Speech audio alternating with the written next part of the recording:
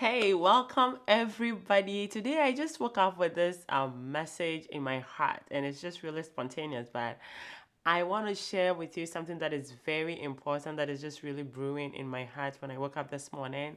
It's on the subject of rising up and building. Rising up and building. Okay, we are all doing something, right? Especially, I want to talk specifically about the home, rising up and building your home. And I came up to this point when I was sort of reading the book of Nehemiah. And if you think about Nehemiah, Nehemiah is a prophet, he's in exile, and then he hears the news that the walls of Israel are broken, and so he wants to go back and then rebuild the walls. Um, and so he goes back and then he goes to rebuild the wall. But the first thing he does is he surveys the land, right? He sort of gets a good view of where the cracks are. And if we bring that same scenario to our homes, maybe the walls of your home may be broken. Something is going on in your home, your marriage, with your children. Something is going on that you know is not right. It's not normal. Like something needs to work, but it's not working. The first thing that Nehemiah did was survey the land and look for where the cracks are, where are the issues, so that he can be able to amass the resources that he would use to do that. So he did that. Right? If you want to rise up and build, first you have to identify where the problem is coming from, right? It could be that even in certain homes, like communication is so poor, it's so bad that even when you want to have even a casual conversation with your spouse, it turns into a big argument. And so you are realizing that you're gradually drifting apart, like you're not talking like you're supposed to be talking, or you are hiding issues under the rug, like there are some cracks in your home. And you need to first of all identify those cracks so that you can fix them. Now, after surveying it and identifying what the issue is, he encouraged himself. Let me tell you, when you're discouraged, there is nothing you can do. Okay? When you're discouraged, there is nothing you can do because it's almost like going to battle and feeling defeated already. I just want you to know that God has equipped us with everything we need to build, whether it is building our spouses, building our children, building our friends, being relevant to doing what we have been called to do. You need the courage. Because let me tell you, no matter what the assignment is, you are going to be faced with oppositions, okay?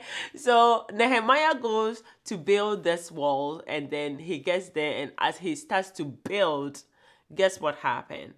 The Tobias came, the Sanballat came. These were people who heard that, oh, Nehemiah is in town and he's in town to fix the broken walls of Jerusalem.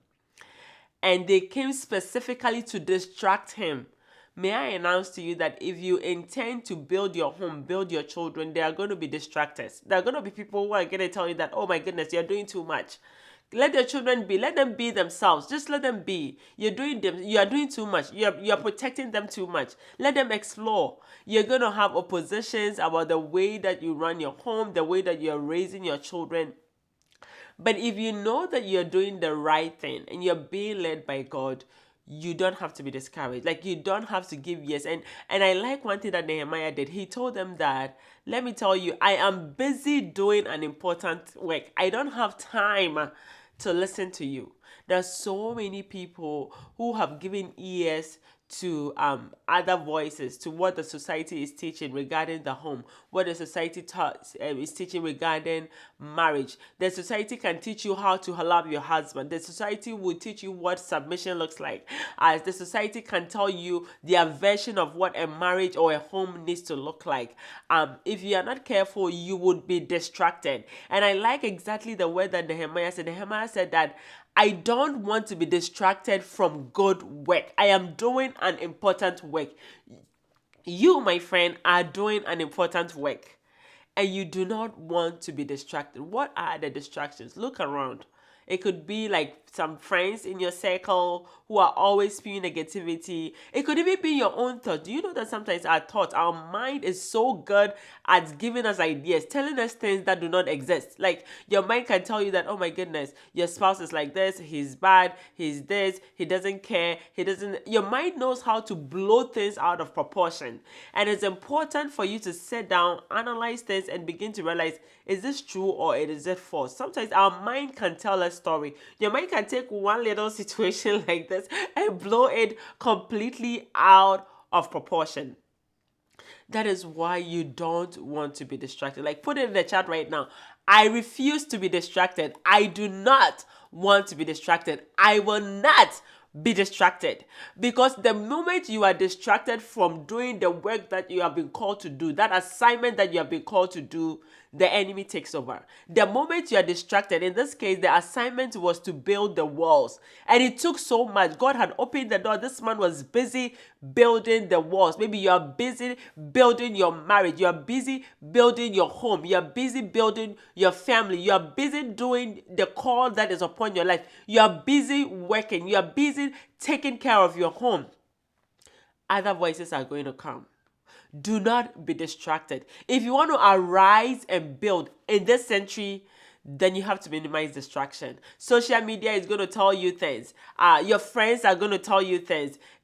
People in your neighborhood are going to tell you, even your family members are going to tell you their version of what a home looks like. But it is important for you to stay focused. It is important for you to recognize the voices that you are hearing in your ears, the things that you are giving ears to, the things that you're giving thoughts to. I've noticed that sometimes you can be in a conversation, it's just maybe any casual conversation, and then by the end of that conversation, you're like, your soul has been defiled, and I'm going to explain that in a little bit.